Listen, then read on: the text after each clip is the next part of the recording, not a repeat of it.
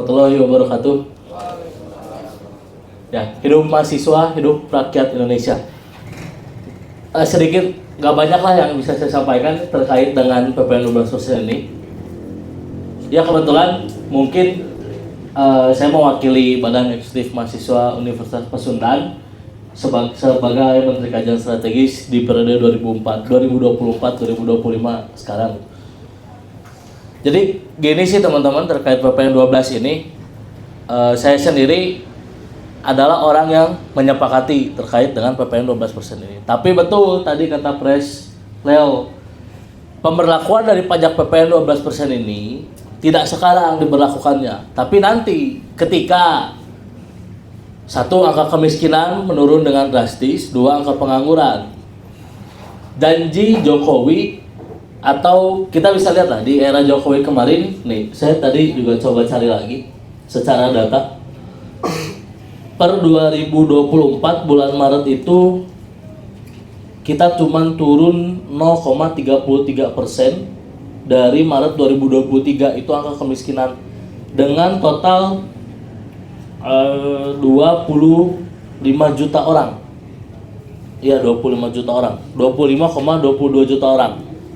Masih cukup banyak kalangan miskin gitu di Indonesia itu. Jadi kalau kita harus memperlakukan PPN 12% dengan persentase angka kemiskinan yang masih cukup tinggi, ini cukup berbahaya untuk kalangan masyarakat. Lalu yang kedua ada angka pengangguran.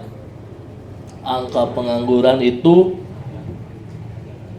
di Indonesia itu 4,91% atau mencapai 7 juta orang. Masih dalam kuantitas yang cukup banyak gitu teman-teman untuk pengangguran di Indonesia ini. Berarti kan indikasinya dua. Kalau pengangguran yang menciptakan kemiskinan baru gitu. Menciptakan masyarakat miskin baru gitu. Karena dia tidak bisa bekerja, tidak dapat uang. Ya kan begitu prosesnya. PPN 12% ini perlu teman-teman ketahui kalau dalam proses kajiannya itu adalah dalam Undang-Undang HPP nomor 7 itu di tahun 2021 memang sudah ditetapkan bahwasannya pajak pertambahan nilai 12% ini akan diberlakukan pada 1 Januari 2025. Dan per 1 April 2022 itu pajak Indonesia menjadi 11%. Nah, ini tuh sebenarnya kalau dalam proses kajian ya teman-teman, harusnya kita tuh kajiannya tuh nggak dalam waktu sekarang itu yang mau disahkan atau mau diberlakukan tanggal 1 nanti. Tapi dalam proses ini itu dari 2021, dari zamannya Jokowi Dodo gitu ya, yang masih menjabat, ini tuh sudah diberlakukan, tapi prosesnya memang sudah disepakati tanggal 1 Januari 2025 setelah Jokowi lengser. Proses kajian itu nggak sekarang, itu harusnya 2021. Cuman mungkin teman-teman atau di kalangan masyarakat tuh nggak peka gitu dan terkait dengan PPN ini. Ya udah ada setiap mana ngopi gini langsung bayar gitu PPN. Nah, kenapa sekarang tuh mencuat gitu ya dalam konteks si PPN 12% ini sangat hangat diperbincangkan dan sangat panas di ranah-ranah jalanan di Jakarta sana ya, kemarin yang aksi. Kenapa cukup panas? Ya karena dalam prosesinya adalah PPN ini cukup mencekik rakyat gitu. Secara kajian dalam bentuk konteks negatif ya teman-teman, dalam bentuk konteks negatif itu kita dari BEM Unpas mungkin cukup 4 poin. Yang pertama, penurunan daya beli masyarakat. Yang kedua, meningkatkan beban konsumsi rumah tangga. Yang ketiga, menghambat pemulihan ekonomi. Yang keempat, memperberat sektor UMKM. Jadi kalau misalkan dari negara, dari pemerintah mau menaikkan PPN 12% itu untuk penguatan APBN, tapi tidak dilihat dengan kondisi masyarakat yang masih kekurangan, dengan daya beli yang 11% saja sudah menurun, itu tidak dilihat oleh pemerintah. Karena tujuannya naik PPN ini kan 3. Satu, memperkuat naiknya PPN 12% ini 3 tujuan. Yang pertama, memperkuat APBN atau menambah pendapatan negara. Karena pendapatan negara dari pajak itu cukup besar, kisaran di angka 80%. Yang kedua itu menekan defisit negara. Yang ketiga untuk dana infrastruktur. Nah, sedangkan solusi paling bagi saya solusi untuk negara mau menstabilkan secara ekonomi, negara mau menambah anggarannya atau memperkuat APBN-nya, itu tidak hanya dari pajak, teman-teman. Itu ada dari non pajak. Satu bisa dari penguatan lagi BUMN. Lalu terkait dengan ekspor. Nah, bicara ekspor ini kan Indonesia sedikit kita ekspornya gitu, sehingga tidak bisa mendapatkan pemasukan yang cukup signifikan. Kita ini bahkan banyak impor, kalau bisa dilihatlah di tahun 90-an, 40-an, 60-an, 70-an. Kita tuh sebagai pengekspor beras terbesar. Tapi kan sekarang kita tuh malah jadi pengimpor beras gitu. Nah, berarti kan ada yang dihilangkan dari pemerintahan itu. Dalam beberapa tahun ke belakang, 10 tahun ke belakang, pemerintah hanya melihat infrastruktur yang harus berkembang dengan digitalisasi yang ada, dengan teknologi yang ada. Tapi lumbung tani itu dilupakan oleh pemerintah. Padahal lumbung tani menjadi pusat bagi saya ya ketika kajian itu, menjadi pusat atau menjadi sektor utama untuk kita sebenarnya bisa bertahan. Karena kita bisa menjual hasil tani ke luar negeri dan dengan proses yang lebih banyak. Indonesia hari ini naikin pajak 12% di saat Vietnam itu menurunkan dari 10 ke 8%. Kalau Vietnam bagi saya cukup pintar gitu. Kenapa? Karena dia ngelihat kondisi daya beli masyarakatnya rendah. Makanya mau nggak mau, suka nggak suka, dia harus nurunin pajak. Karena biar apa? Daya konsumsi atau daya beli masyarakatnya juga naik lagi. Kan begitu.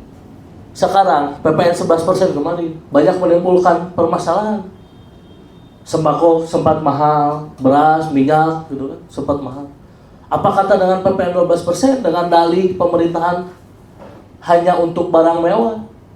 Nggak bisa, teman-teman. PPN 12% ini bisa dikatakan pajak umum. Setiap orang itu pasti membayar. Kalau PPN 12% hanya untuk barang mewah, kenapa pemerintah tidak menaikkan saja yang namanya PPNBM atau pajak pertambahan nilai barang mewah? Yang secara klasifikasi itu sudah ada. Apa saja klasifikasi daripada PPNBM? Yang pertama ada kendaraan bermotor. Yang kedua senjata api, kapal persiar, pesawat, hunian mewah. Hunian mewah ini ada klasifikasinya lagi. Jadi ada berapa hektar atau berapa meter tanah yang bisa diklasifikasikan hunian mewah.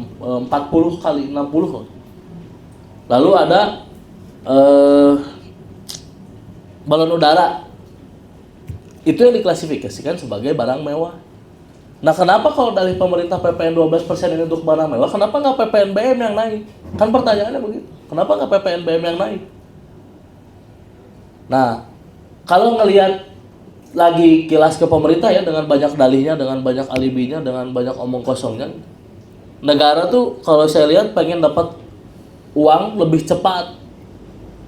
Kalau saya di ekonomi tuh belajar teori-teori Adam Smith, teori-teori kapitalis ya, yang dalam jiwanya tuh, nah orang mah yang untung atuh. Saya mah pengen untung. Gimana caranya saya untung cepat, gitu kan? Itu kan teori-teori kapitalis. Saya pengen untung cepat, gimana caranya? Yang bisa tuh PPN 12 naikin. Kenapa PPN 12 naikin? Dan mau nggak mau rakyat pasti bayar. Nggak perlu yang tiap bulan itu store ke kantor pajak, nggak perlu. Dengan teman-teman ngopi kayak gini, ya kita lagi ngopi kayak gini, ini tuh udah bayar pajak 12%. Dan pasti disetorkan ke negara. Jadi kan instan sifatnya pemerintah tuh, udah pasti dapat atuh. Kayak ke Indomaret gitu ya. Teman-teman yang ke Indomaret beli rokok, teman-teman yang ke Indomaret beli bahan-bahan makan ya, mie, beras, minyak dan lain-lainnya. Itu tuh kan ada 12%. Jadi dengan cara yang simpel, gimana caranya pemerintah orang hayang atau menang duitnya gancang, meh teu lieur atau biar nggak pusing. Kalau orang harus ekspor tuh pusing, harus ekspor bahan tani tuh pusing, harus mikirin lagi bibitnya, harus mikirin lagi petaninya, pusing atau kesana mah gimana tuh biar yang cepat instan dengan kebutuhan negara sekarang memenuhi program pemerintah teh kurang 400 sampai 800 triliun. Kumaha carana? Ya satu naik PPN 12%, naikin aja lah PPN-nya jadi 12%. Karena tahu setiap orang tuh nanti pasti bayar. Nggak mungkin nggak bayar, teman-teman tuh. Dari kalangan muda sampai yang tua itu pasti bayar. Seluruh rakyat Indonesia totalnya itu pasti bayar, teman-teman. Lalu kalau teman-teman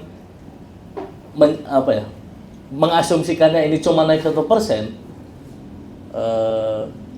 perhitungannya nggak kayak gitu. Satu itu selisih, persentasenya itu 9,09%. Jadi nggak bisa disebut kecil gitu, maksudnya price itu nggak bisa disebut kecil. PPN naik 1%, bukan 1%. Pembodohan kalau misalkan orang pajak dan pemerintahan bilang 1%, pembodohan itu bagi saya. Kenapa naiknya 9,09%, teman-teman? Jadi jangan terkecoh dengan dalih pemerintah 1%, 1% untuk menenangkan masyarakat. Nah ini teh apa kepentingan negara dibalik kenaikan PPN 12%? Kepentingannya yang tadi yang 3, kepentingan untuk memperkuat APBN, kepentingannya untuk menekan defisit negara, penekanannya untuk pembangunan infrastruktur. Bagi saya juga, ya saya tadi bilang sepakat dengan PPN 12%, tapi tidak di tahun depan dengan angka kemiskinan yang masih cukup besar, angka pengangguran. Dalam aspek sosial kan kalau teman-teman kita analisis lebih jauh lagi, lebih dalam lagi, ini tuh berimpact pada aspek sosial. Kenapa? Ketika satu perusahaan dia punya dia memproduksi barang, otomatis si barang ini kan si bahan produksinya naik kan. Ketika bahan produksi naik, otomatis dia harus ngejual lebih mahal daripada harga sebelumnya. Naiklah jadi naik 3.000 sampai 5.000. Otomatis kan masyarakat naik 3.000 5.000 juga sebenarnya protes ya. Karena soalnya teman-teman yang beli rokok di warung A 31, di warung B 30, mendingan ke warung B lebih dari 1.000. Ya kan gitu. Nah ini kan naiknya 3.000 sampai 5.000 gitu. Perlu dilihat gitu. Setelah itu si usaha teh kudu harus apa? Harus menerima pendapatan yang minimal 50-50 dalam ekonomi, dalam artian atau minimal mah uang modal saya balik, uang modal saya kembali, jadi saya bisa nggak modal lagi buat usaha besok. Nah kalau kurang gimana? Kalau kurang berujung pada dia menekan pengeluaran usahanya dengan cara apa? Cara paling ampuh menekan usaha atau menekan pengeluaran usaha itu satu, PHK atau pemecatan. 80.000 buruh sudah di PHK di akhir tahun 2024 dan banyaknya di Jakarta. Kebayang PPN 12 sudah diberlakukan di tahun depan. Nggak kebayang PHK-nya berapa.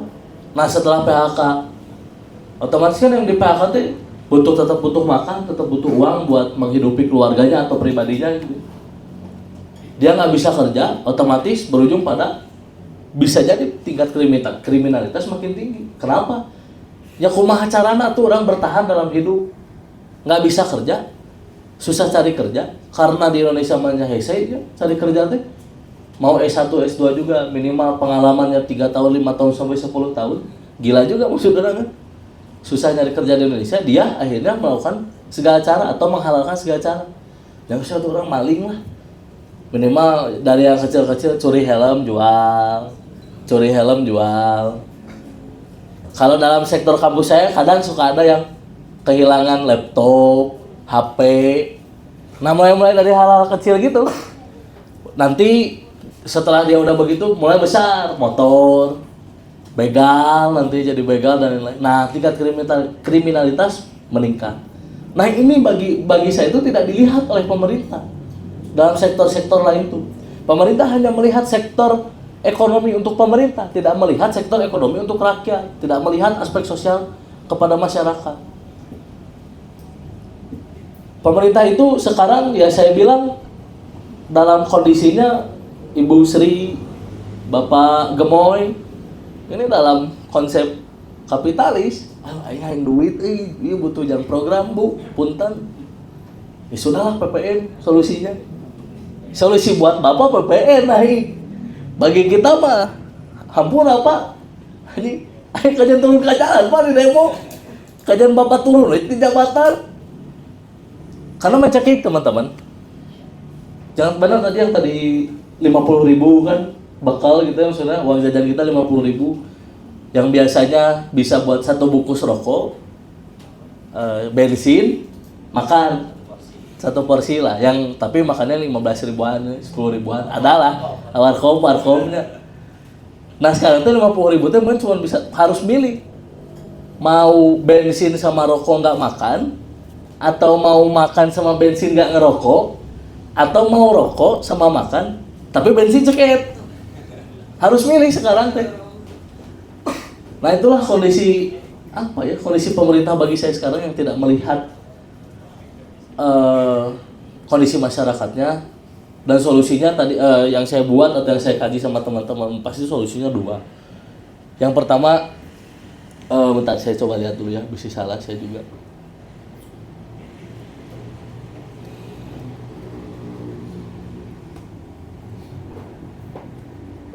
Yang pertama itu meningkatkan pendapatan non pajak dan reformasi sistem pajak. Nah itu yang jadi catatan atau nggak tuh pemerintah melakukan itu tahun naik ke PPN 12%. Reformasi sistem pajaknya dulu aja, naikin dulu aja gimana caranya dari pendapatan negara itu dari non pajak. Ada ekspor kok, kurangin impor kayak gula, teman-teman tahu gula kan? Gula kita tuh cukup tapi masih impor, kan buat apa? Nah itu kurangin tuh bahan-bahan yang nggak perlu diimpor sebenarnya. Kita nggak perlu impor dari luar tuh harus dikurangin. Kurangin juga tuh program pemerintah yang sebenarnya tidak bermutu. Bagi saya makan gratis, makan siang gratis. Teman-teman ada yang udah baca belum? Kalau misalkan di beberapa daerah itu nggak pakai susu, tapi pakainya daun kelor. Kemarin juga ada yang di ini, yang diminta bayar wadah. Oh, dibayar wadah. Wadahnya itu diminta. Tapi maksudnya gitu kan aneh itu ya. Dia bilang makan gratis, taunya gratis untuk anaknya, bapaknya yang bayar 12% kan. Katanya makan bergizi ini ada susunya, taunya yang dapat susu itu kalau yang daerah sekolahnya itu dekat peternakan. Kalau enggak diganti sama daun kelor. Kan aneh maksud saya tuh, please atau Pak, tong maksakeun ai Bapak kumaha? Bapak bilang jangan dipaksakan rakyatnya gini-gini, tapi Bapak memaksakan program. Nah itulah keanehan-keanehan pemerintahan bagi saya di awal tahun, menjelang 100 hari kerja Prabowo nanti.